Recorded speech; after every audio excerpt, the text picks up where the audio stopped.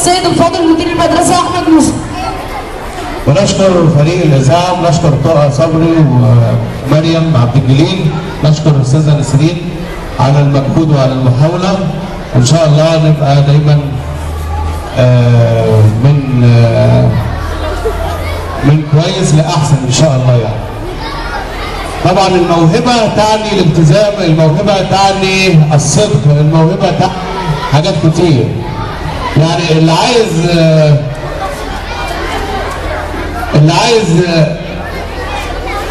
عايز ينمي مواهبه، واللي عايز الكل يقف جنبه، لازم قبل ما يدور على الموهبه وقبل ما يدور على الافكار اللي احنا كلنا ممكن نقف جنبه، لازم يبقى ملتزم، ولازم يبقى يتحلى بصفات حميده.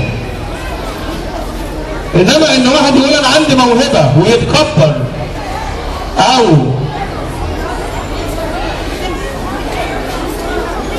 يكذب او يبقى صفاته سيئه، كلنا هنتخلى عنه، ما يلزمناش، يقعد في بيته لو عايز. حتى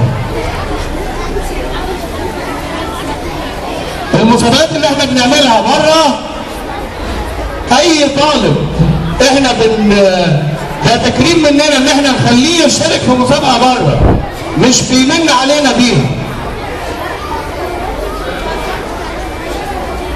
لما احنا نقول لحد انت في مسابقه انت هتمثل المدرسه، ده شرف لكل طالب ولكل طالبه انها تطلع تمثل المدرسه، مش منا منه ولا.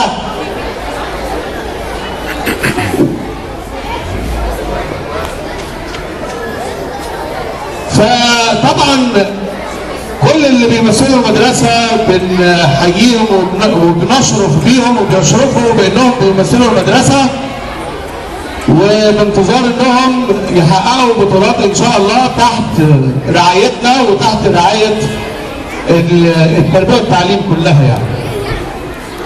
طبعا بالنسبه للمسابقات، بالنسبه حاجه ثانيه هتكلم عنها، طبعا في مسابقه ان شاء الله النهارده هنطلع لفريق المسرح نعمل بروفه بره، فدعوتنا لهم بالتوفيق ان شاء الله.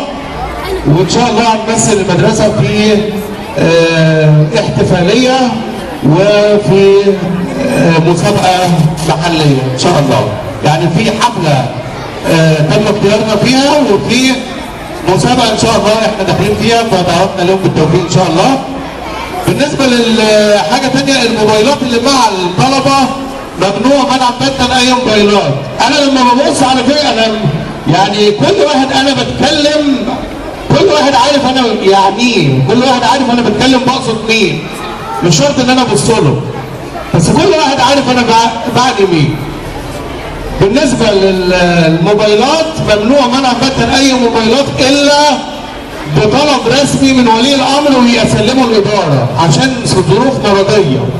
لو واحد تعبان وواحد عنده اي ظروف مرضيه لازم يبقى يجيب طلب رسمي ونوافق عليه كمان.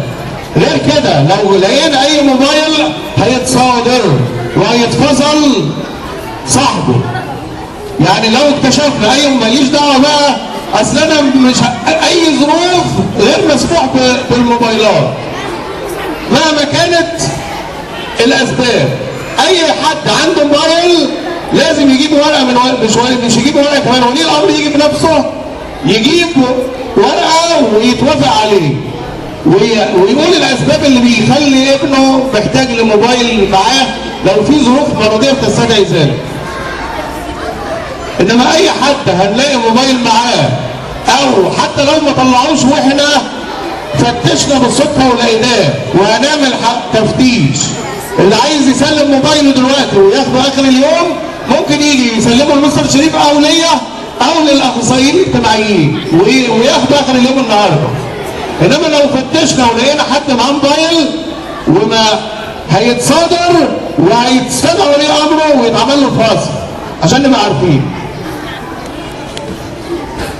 تاني حاجه الزي المدرسي، احنا مش معنى ان احنا ما بندققش عليه انه انه خلاص، لا، لازم نلتزم بالزي المدرسي وهنبدا نشدد عليه. اي حد لابس لبس مخالف برضه نفس الكلام بالظبط.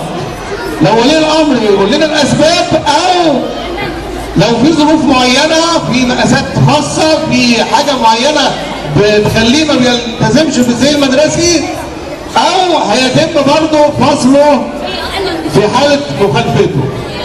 فناخد بالنا بالكلام ده.